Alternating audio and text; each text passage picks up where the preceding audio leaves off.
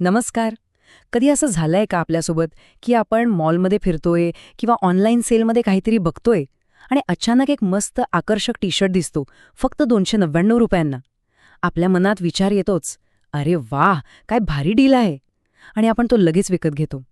तो T shirt मग आपण 2-3 वेळा घालतो, छान फोटो काढतो आणि मग मग तो कपाटाच्या कुठल्या तरी कोपऱ्यात जाऊन पडतो.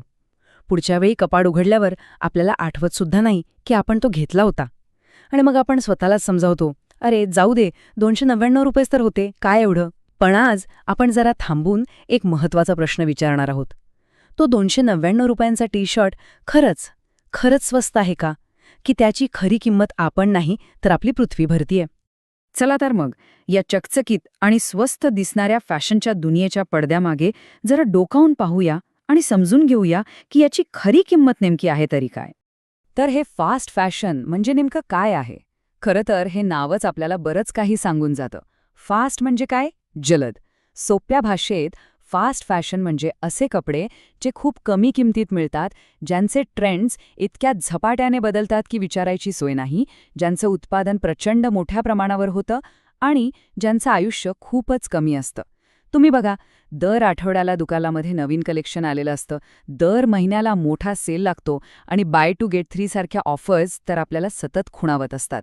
आपण सोशल मीडियावर एखादा ट्रेंड बघतो, तो आपल्याला आवडतो आणि दुसऱ्याच दिवशी तशाच प्रकारचे कपडे बाजारात आलेले असतात. पण गंमत अशी आहे की हे कपडे जास्त काळ टिकावेत यासाठी बनवलेलेच नसतात. यात जे कापड वापरलं जातं, म्हणजे ते पातळ पॉलिस्टर वगैरे, ते इतक्या कमी प्रतीचं असतं की 10-15 वेळा धुतलं की त्याचा रंग जातो, आकार बदलतो आणि मग त्या कपड्यांचा प्रवास कपाटातून थेट कचऱ्याच्या डब्यात होतो.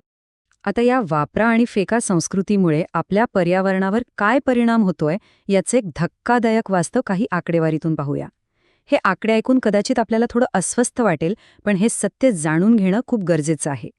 हे ऐकून कदाचित धक्का बसेल, पण जगभरातील अनेक रिपोर्ट्स असं सांगतात की फॅशन इंडस्ट्री ही जगातली दुसरी सर्वात जास्त प्रदूषण करणारी इंडस्ट्री आहे.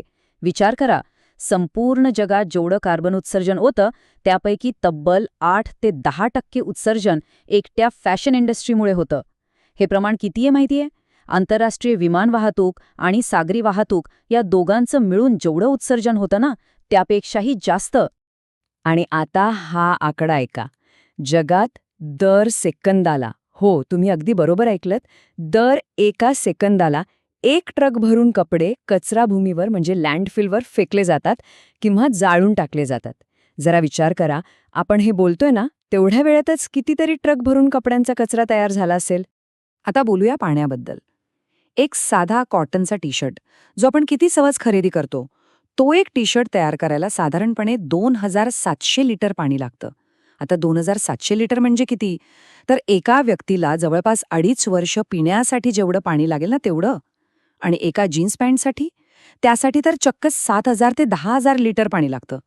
आता कल्पना करा, जर आपण तो टी शर्ट फक्त 5-6 वेळा घालून फेकून दिला तर आपण किती मोठ्या प्रमाणात पाण्याचा अपव्यय केला. प्रदूषण फक्त कार्बन उत्सर्जन किंवा पाण्याच्या वापरातच नाहीये.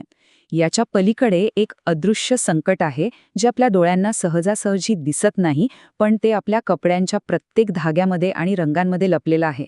आणि ते संकट आहे प्लास्टिक आणि घातक रसायनांचं. फास्ट फॅशनमध्ये सगळ्यात जास्त काय वापरलं जातं?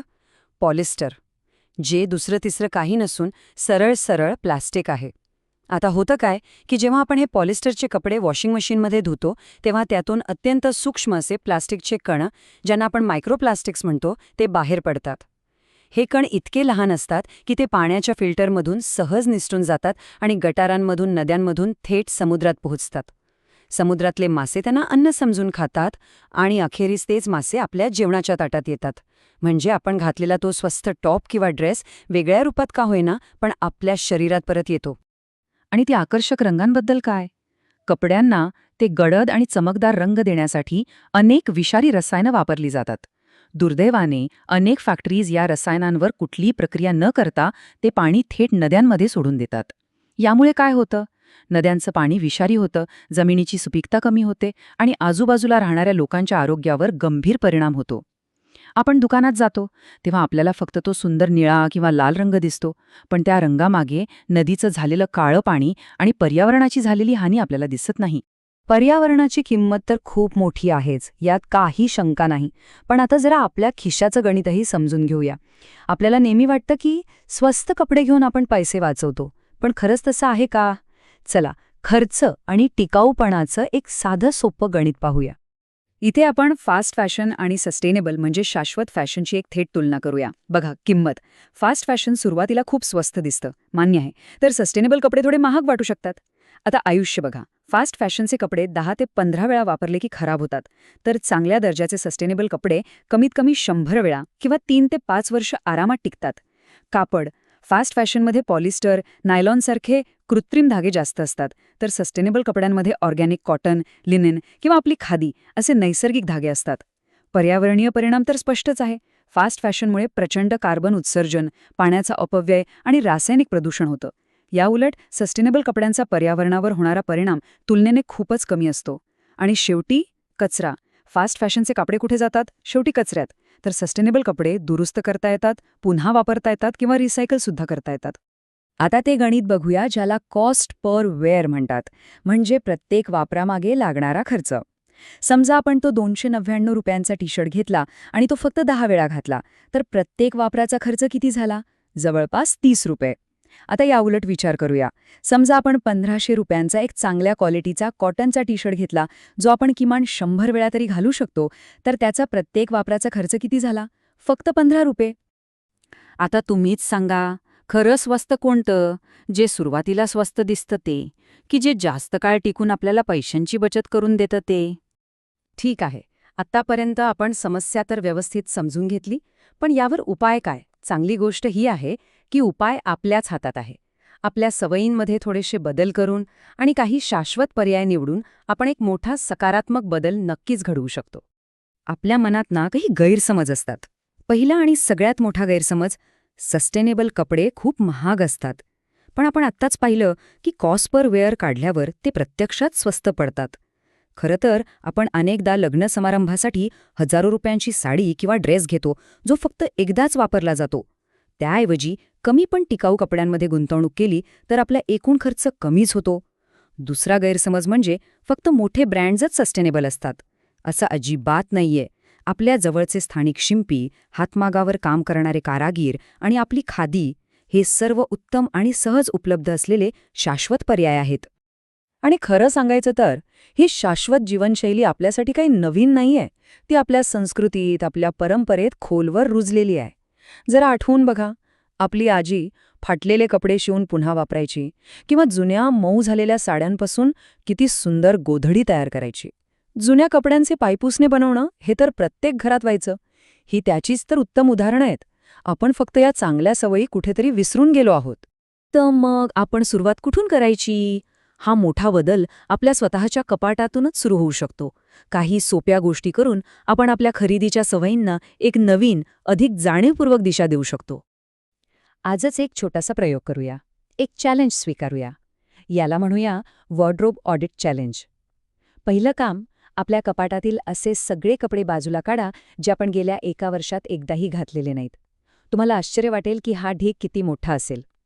दुसरं, त्यातून कोणते कपडे थोडी दुरुस्ती करून पुन्हा वापरता येतील ते बघा. आणि तिसरं, जे कपडे तुम्हाला आता वापरायचे नाहीत पण ते चांगल्या स्थितीत असतील तर ते दान करा किंवा पुन्हा विका. आता पुढच्या वेळी खरेदीला जाल तेव्हा एक नियम नक्की लक्षात ठेवा. याला म्हणतात 30 वेअर रूल. कोणताही नवीन कपडा घेण्याआधी स्वतःला फक्त एक प्रश्न विचारा, मी हा कपडा किमान 30 वेळा घालणार आहे का? जर उत्तर हो असेल तरच तो खरेदी करा. बघा, हा एक साधा नियम तुम्हाला कितीतरी अनावश्यक खरेदीपासून वाचवेल. दुसरा एक नियम आहे 3 मंथ पॉज रूल. म्हणजे जर एखादी गोष्ट तुम्हाला खूप आवडली आणि ती लगेच घ्यावीशी वाटत असेल तर थांबा. फक्त 3 महिने थांबा. जर 3 महिन्यानंतरही तुम्हाला ती गोष्ट तितकीच गरजेची वाटत असेल तरच ती घ्या. अनेकदा काय होतं, ते तात्कालिक आकर्षण 3 महिन्यात नाहीसं होतं. यासोबतच पॉलिस्टरऐवजी नैसर्गिक धागे निवडा, आपल्या स्थानिक कारागिरांना पाठिंबा द्या आणि संख्येवर नाही तर गुणवत्तेवर गुंतवणूक करा. शेवटी एकच, आपण स्वस्त कपडे विकत घेतो पण त्याची खरी आणि खूप मोठी किंमत आपली पृथ्वी भरत असते. शाश्वत फॅशन म्हणजे स्टाईल किंवा फॅशन सोडून देणे अजिबात नाहीये. तर ती एक जाणीवपूर्वक केलेली निवड आहे. कमी पण चांगलं घेण्याची निवड, जे फक्त वरवर स्वस्त दिसणारं नाही, तर खरंच स्वस्त आणि टिकाऊ असेल अशी निवड. चला, आजपासून आपण सर्व मिळून एक संकल्प करूया की पुढचा कपडा घाई गडबडीत किंवा ट्रेंडसाठी विकत घेणार नाही, तर विचारपूर्वक घेऊ. आता जाता जाता तुमच्यासाठी एक प्रश्न आहे. कमेंट्समध्ये मला नक्की सांगा, तुमच्या कपाटात असे किती कपडे आहेत जे तुम्ही गेल्या 1 वर्षात एकदाही घातलेले नाहीत? चला, प्रामाणिकपणे उत्तर देऊया. आणि हो, जर ही माहिती तुम्हाला महत्त्वाची वाटली असेल, तर ती आपल्या मित्रमैत्रिणींसोबत नक्की शेअर करा, कारण बदल हा अशाच छोट्या छोट्या सवयींनी सुरू होतो. मी आहे तुमची होस्ट आणि हे आहे सोपं सस्टेनेबल. पुन्हा भेटूया पुढच्या व्हिडिओमध्ये.